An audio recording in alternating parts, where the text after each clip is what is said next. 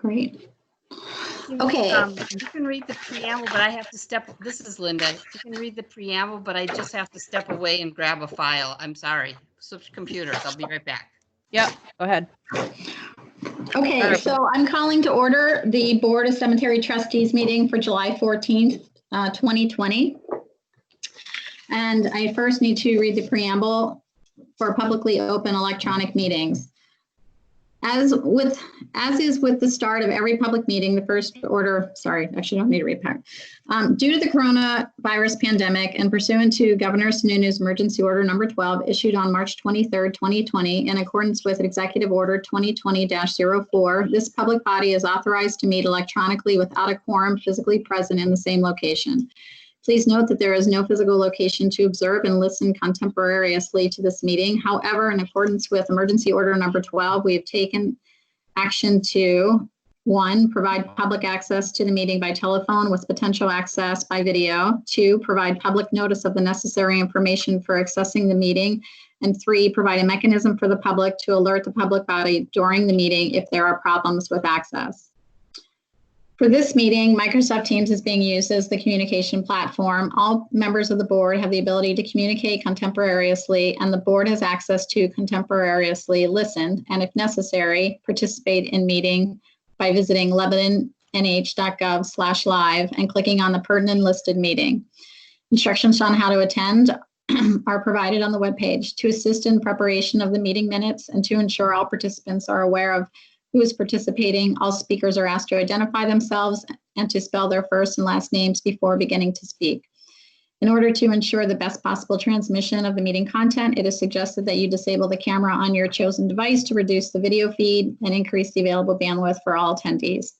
To improve sound quality and reduce the amount of feedback in the system, please ensure your microphones are muted unless you are asking a question or making a comment.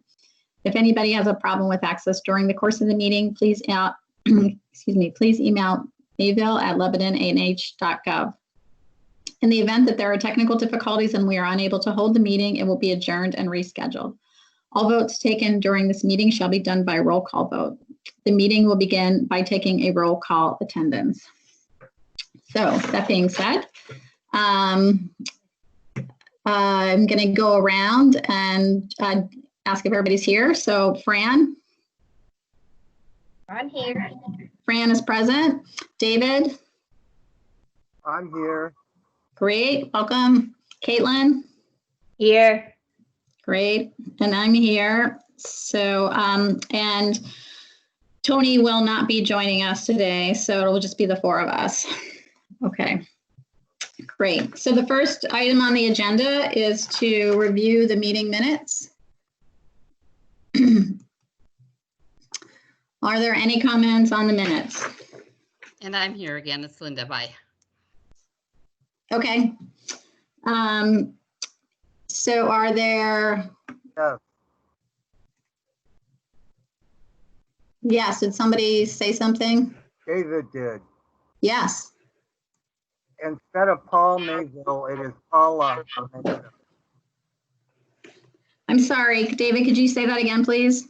Instead of Paul Mayville, it is Paula with an A. Mayville. Could you tell me where you're seeing that at, please? I see it. It's in the staff present. It was a spelling error. Thank you, Dave. Okay. Anything else? Right up top. Okay, I'm going to mute again. Okay. First page, line 17. Page what? Page 1. Page 1, line 17. Yes. It says it passed 3-0. There was 5 of us there.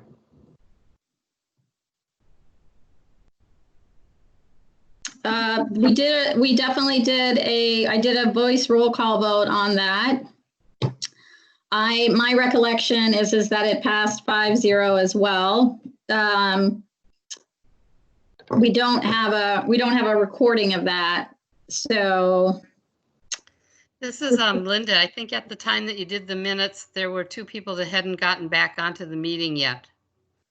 Oh, okay. And that's why it's just Chair Painter, Fran and Tony were there at the time. Other people were still logging in. But the motion passed. But everybody voted on the motion. Well, if you go down to line 25 for the Wait. roll call vote too, it shows 3-0 as well. Right, Because but it was three. We're having issues coming in. It was 3-0 because there were only 3 of you voting on it. It was the special meeting. That was not the regular meeting, the May 4th. Oh, gotcha. Oh, okay.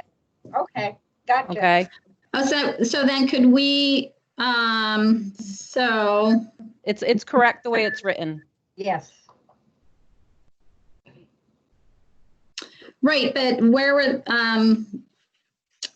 the other, I'm just Right, running, right below Okay, that. It right, starts on okay. line 27. where the second meeting was held, right? Yep. So, okay, great. So then that passed 5-0. Okay, thank you. Are there any other comments? I have a couple comments. I wanted the records to reflect that on page 2, line 16, could we just change, I just want that introductory, could we add a sentence that says, Chair Painter, Tony Palazzo, and Vice Chair Fran visited the baby grave areas within Glenwood Cemetery.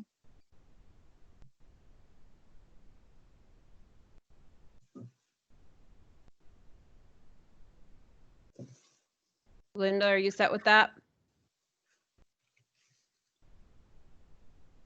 Yep, I'm getting it down, but I'll try to, as long as the recording's good, I can get it on the recording instead of, I was just writing it as fast as I could. No, I just want to Okay. make sure. Yep, okay. Just Okay, didn't- great. just want you to acknowledge. Great. So the second comment I have is on page 3, lines 9 and 10. I'd like to suggest some other wording on the beginning of this paragraph. So I'm just going to read it, Linda. So I don't know if you'll get it all down, and if the board has comments, please. So I would say beginning on line 9, Mr. McCarthy provided the board with answers from questions prepared by Caitlin on green burials within the city.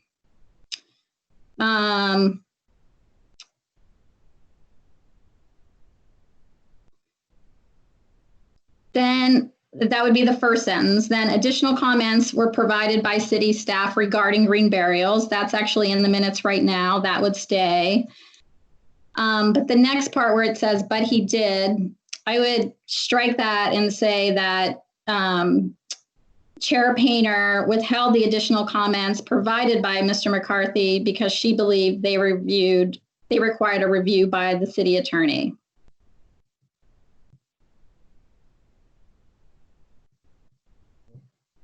Here we go again.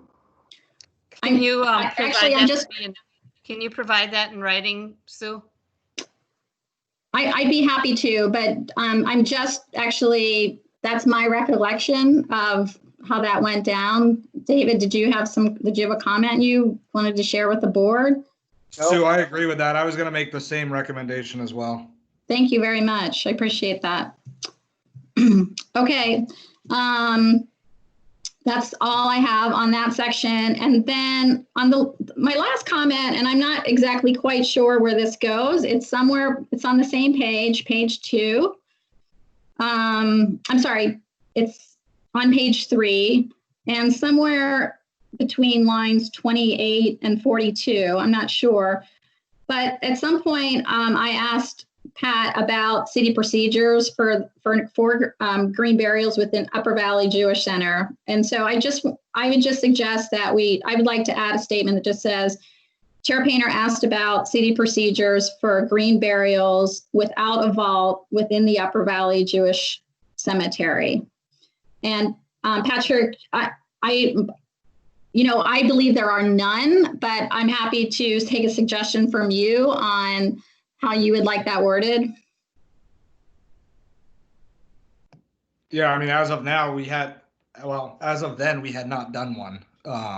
Okay, so So there isn't a procedure. It's always been recommended that we use vaults for the safety of staff and people visiting, but there isn't actually a procedure as far as doing their burials.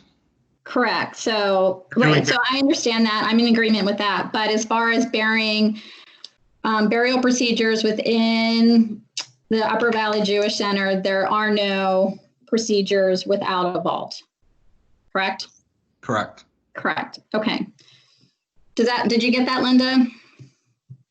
No, can you just please, it's hard for me to do that, and it's very hard to pull it off of the recording when there are videos like this. So Okay. if you can just send those to Paula and she can send them to me. I just have to remind everybody that the written notes are kind of a summary of the meeting, and your actual minutes are the recorded instead of what's written. But I'm happy to add those in, and if you can provide them, is that all right with you, Paula, to send them my way? Yes, because we don't have the audio from this, we don't have the recording from the last meeting. So, Correct. yeah, we'll get that in writing as long as the other board members are not objecting to the changes to the minutes. Once you vote on it, then I'll get those changes off to Linda for incorporation in the final. Great, that'd be good. Just within the next day, Sue, is fine with me. That's what it'll take me till then to change the minutes. Okay. All right. Okay. Does anybody have any other comments? If not, I'm gonna go around and take a roll call. Is there a motion? I'll make a motion. I make a motion that we accept the minutes the way they've been corrected. Is there a second? Second, Is that Fran or Caitlin? Fran. Fran second. Okay, so all in favor? Fran, what is your vote? Yes. David? Yes, Caitlin? Yes. And I will vote yes as well. So the motion carries 4-0. Okay, moving right along. Okay, Patrick, do you have a Sexton report you'd like to share? Yeah, let me just pull it up we just got these new tablets, so I'm just learning to navigate it. Yeah. Sorry. No, go ahead. I just wanted to just wanted to just tell everybody on the board I just want to thank Paula. Paula worked really hard with me trying to sort of reorganize the way that we're presenting the information at the board meetings. And it was a really helpful procedure to work with her on that. So I just want to thank her. And so I just wanted to point that out. That's why everything looks very different today. We're kind of moving to a more standard outline that we're using for a lot of the other city meetings.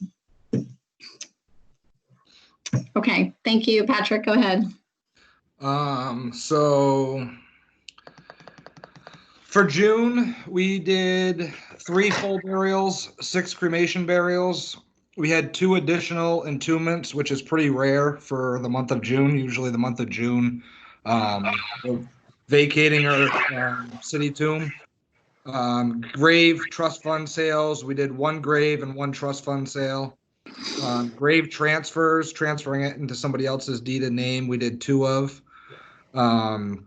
As far as work that was completed, our regular mowing and string trimming, we are down 1 full-time staff member. He did have a pretty serious accident, and he's out for, we don't know how long right now, if he comes back. So we are a little bit short-staffed as far as that. This is the gentleman that typically runs our summer crew, so we're transitioning to another gentleman that's going to be running our summer crew. It's later, second full-time guy by himself, and he typically does our random areas throughout town, like our fountains, our green islands, things like that. We've had a little bit of issues with what we call mower number 1. That's our oldest lawnmower. It's a 2010. It is slated for replacement in 2021, but not knowing where the budget's going to go, we don't know if we're going to have to milk that by another year. We're experiencing basically 3 to 4 days every week that mower is down. So that's cutting down production a little bit. And we're wondering if it's beneficial for us to just take it out of service, because we're spending so much time and money on repairing something that the value of it's like less than $1,000. It basically needs an entire motor replacement. Valley Cemetery, sections A, B, and part of section C. The grass did slow down a little bit with this heat that we've had and not a lot of rain. So to keep our seasonal help busy, we've done turf cutting and raising of stones in those areas. It seems to be our most active other than Glenwood. We got a lot of people that request us to raise those stones. So with our downtime, we've kind of taken it upon ourselves to try and straighten that out and make our way through that cemetery. West Lebanon Cemetery was crack sealed. I don't know if anybody's been over there, but the appearance of that seems to have helped. And the reasoning for that is going to give us a lot longer longevity of the pavement life over there. Water's not going to be able to work its way underneath the asphalt and cause it to heave and crack additionally and move around. So that should help for years to come. We did have a lady by the name of Nicole Cameron who contacted me. She's been out of work due to COVID-19, and she's looking to volunteer a little bit of time to the cemetery. She saw what we did in School Street. She lives one street over from School Street and wondered if there was anything that she could help with restoration stuff. I told her that we really didn't want people just fixing stones, so she asked if maybe she could clean the stones, and I said that would be helpful. So in the next week or two, I am going to be meeting with her and spending a day with her going over the procedures of how we would typically clean the stones and provide her with brushes. And it sounds like she's going to give us about a day a week, probably in School Street and in Glenwood.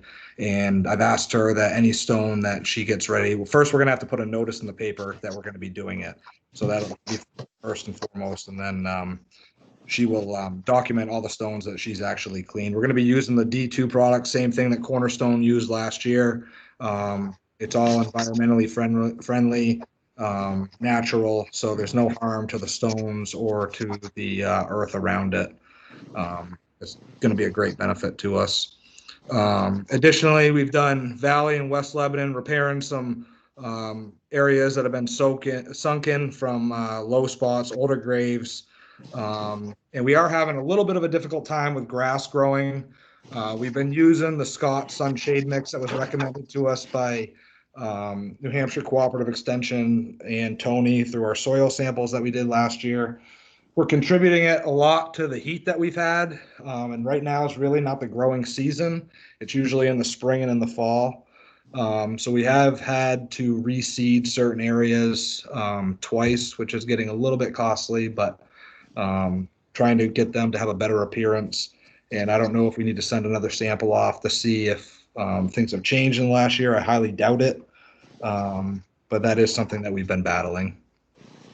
That's all I got for you right now. So I have a question. I'm hearing feedback on my end. So as far as the volunteers, I mean, I know, Fran, you've been, doing work in the cemeteries forever on a volunteer thing, but I just didn't know, are there any concerns within the city from an insurance standpoint? Or, how is that being addressed to have the volunteers go in there doing? Is that anything to be concerned about? Haven't really addressed that yet. There probably should be a waiver there. That way, if they trip, fall, break an ankle, hip, something like that, that it makes us not liable. And that's something that we can definitely get information on before we allow that to happen. Yeah, I'm just, Paula, do you have any feedback that you can share? Just talk to Gloria. Just go through HR. There's volunteer stuff. Okay. Oh, okay. Okay, great. Also, I just wanted to let you guys know, can take just a minute under this section of the agenda, that at tomorrow night's council meeting, they're doing a resolution for the two women on the Fountain working group, because they're both finished with that role, both Priscilla Goslin and Linda May Peck. and they're doing the dedication of the Glenwood fountain in the cemetery to the council tomorrow night. Not an on-site visit, but just a presentation of the fountain to the council at the council meeting. So if any of you wanted to pop in for that, then obviously you can. Great. Okay, anything else? Patrick, you're good? No, ma'am. Great. Oh, All no, right. yes, I am. Sorry. Yeah, no, that's what I thought you meant. Okay, so moving on to the next agenda item. This is the infant grave areas at Glenwood. So I have to say that I apologize. I've been working hard with Paula this month, and I was not able to put any time towards this particular activity. And Tony, unfortunately, has also been very ill. And so I know he would not have been able to either. So I hope we can pick this up in the near future. But in the meantime, we don't have any money to spend on this either right now because the city has put all those funds on hold. Sue? So, yes. Up in the cemetery, I think Patrick will know what I'm talking about. There's cement columns that have been moved, and those might work for the infant graves. Are they up in Glenwood right now, Fran? Yes. They're actually granite columns, and we're actually moving them off site so that someone doesn't actually steal them. They're kind of like hitching posts, Sue. Yeah. So something. And they've just been basically laying around the cemetery, and you're just kind of cleaning up, and you came across them. Yeah, so we're gonna move them down to the Valley Cemetery, down where our compost is and stuff, kind of our staging area, and it might be something for you to look at, maybe as ideas to add like a plaque to designate those 3 areas. That sounds great. Okay, thanks. It doesn't cost us much either. Right, that would actually cut down on a lot of cost. It would just be engraving at that point. So, so that's great. Okay, that's good news. Thank you. Okay. Hello? Yes. Hi, David. Sue, also with those two granite posts, which could be used for signing, you sort of suggested that big rock up there. Yeah. Used as one, and that would also make it very inexpensive to identify all 3 sections. Yeah. So David, I'm sorry. Are you saying that in that one area, you're saying use the rock, and the other 2 areas use the granite columns or the granite posts? Yes. Go ahead. Good. And I think it would look good. It would blend in with everything. Yeah, I think my initial thought on that is that it is, it'd be nice to have consistency between all the baby grave areas. And so, I love that idea of using that rock, but in some ways, I think that if people see that granite post, they might immediately identify that as a baby grave area. So, but we can talk about that. Well, that's a thought. Yeah, no. I said, yeah, we can talk about that. So we'll put that on the agenda to discuss that. I'm going to mute myself again. Okay. Sue, do you want me we got to clean those up a little bit. Do you want me to have the staff clean those up and send off some photos so you guys know exactly what they are? Sure, that'd be super helpful. We can look at them online next month. Yeah, if we can't get out there.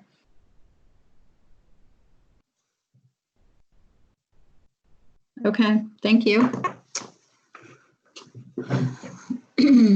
Okay, moving on. So we're not going to be discussing anything about green burials at tonight's meeting, so we will resume that.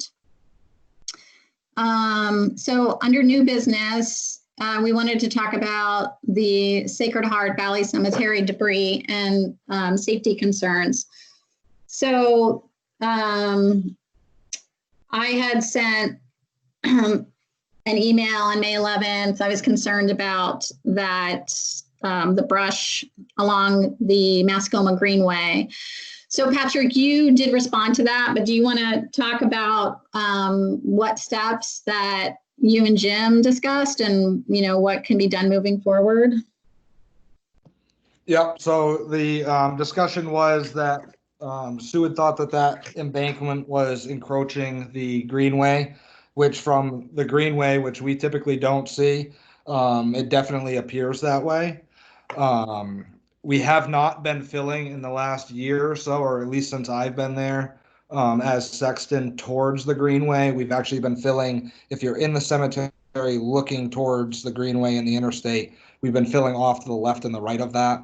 I think in the springtime, it looks a little bit worse, obviously, because you don't have the greenery and the shrubs growing in that area.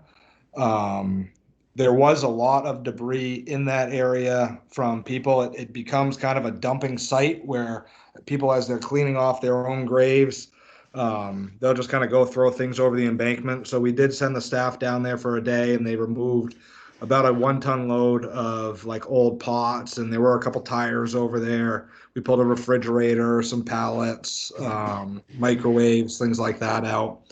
So moving forward, what we've done is we're going to be filling to the left and the right. It's not economical for us every time that we mow to be removing grass clippings and hauling them all the way to the landfill. So for the time moving forward, Jim and I have discussed that we're going to be filling off to the left and the right of what you would typically see encroaching the Greenway to fill those voids and continue on. So, so what about the people though that you mentioned kind of use that spot as dumping things that they're not using on the graves anymore?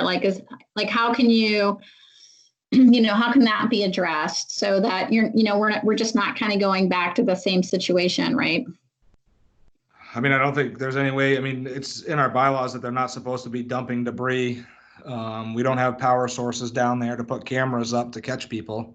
Right. Yeah. I mean, I don't know if there's, people develop these habits, right? And this is what they've always done. So this is what they keep doing. I don't know. I would just be curious if I'd hate to see somebody toss something over the, I've noticed that the pallets were gone, that that area had been cleaned up when I'm on the Greenway, and it'd be nice, it'd be great if it could stay that way. So, I mean, we could definitely keep a closer eye on it. There's no doubt about that. There was obviously more debris until you would send something. I really don't pay attention to it. I don't just walk over and look over the embankment, and you really don't see it until you're down on the Greenway. Oh yeah. Yeah, so, I know. It was a valid point. It was astounding, right? We had like 5 seasonals and 2 full-time staff members down there for a day. So, I mean, there was a ton of debris. There's no doubt about that. We just need to keep a better eye on it. So whether it's a monthly inspection by me or something that we just add into a rotation for our staff on like a monthly check, that's obviously something that we need to approach to make sure that it doesn't appear to be the way that it is, just as it's not a landfill. I mean, it's sacred ground, cemetery, and it obviously needs to be respected a little more. Yeah. So, I mean, I'm on the Greenway a lot. I mean, I can always keep an eye on it. I know Tony went out there to take a look, but I think, just having some awareness about it is huge. And really, it was like a safety issue. I just, I see this like, what's that, David? I'm down there a lot too. My dad is buried in the back of that. Uh-huh. Well, what I'm thinking, maybe, how about a dumpster of some sort? Would that help? Well, I think the dumpster might just, I don't know. Go ahead, Patrick. I'll let you address that. We've talked in the past, and I know when I was on the task force, we talked about the dumping issues because it was a concern then about adding trash cans. But then it comes to, okay, everybody who comes into the cemetery, are they cleaning out their cars in our trash cans? And is it just becoming more of a dumping site? So not providing that. I mean, do we provide it and see how it goes, or is it going to make it worse? I think we've determined that not providing those actual dumping areas. We do have every spring and every fall, we have certain dates that people are supposed to have the memorabilia or flowers off of the graves by, because the staff will spend a couple weeks going through and cleaning up the cemeteries. So, I mean, if they don't want to get rid of it themselves, that service is provided to them for us to do it. It's just, obviously, we have that select group of people that throw it over the embankment, unfortunately. Yeah. I mean, I'm just afraid if you put a dumpster there that, you know, people will drive there and throw a couch in it or something, right? So. Yeah, that would be a concern of mine as well. Yeah. All right. Well, I guess we'll just keep an eye on things and see how it goes. And if we need to take another step, we can address that at a later date. Okay. And then there's also the second issue under this particular cemetery are the impacts from the use of Valley Sacred Heart as access to the Greenway. There's a little cut path from just right on the other side of the interstate. And I guess it's the north side of the interstate that snakes up through into the cemetery. And part of that might be because the bridge is closed and there's no way to get across. So people are looking for an access point. I mean, either way, it's not supposed to happen. But Patrick, do you want to talk to that for a minute? Yeah, we had quite a few instances of people using that section as access to the Greenway, and we did see at one point that it was actually put on as a trailhead, and we've asked Recreation to take that down, which I believe they have done. We did put a fence up temporarily to kind of divert them, and we had a couple hot weeks of people using it as access, and it just took a little bit of education to keep them off of those graves. There is every single that entire section down on that lower side, that is all graves. There are walkways that go horizontally through there, and they were under the impression that that was not burial ground. So I think once they got the point, they saw the fences. We also put some on the Greenway side to deter them, which has helped. We've still had a few people come up through, but it is something that we kind of need to address, driving over people's graves. So, go ahead. Sorry. No, go ahead. So does the city own all the way down to, like, there's the rail path, right? And I don't know what the setback is on that. You know what I mean? So is the rail path, like, does the city own all the way up right to the bike path? Or does anybody know? I think we would have to get clarification on that. Yeah, it's the lines definitely abut each other, but the width of the right of way for the actual Greenway, we would just have to find out what that is. But the city's in charge of maintaining the Greenway, obviously. The actual boundary line and ownership, we'd have to look up the actual right of way width for the rail bed.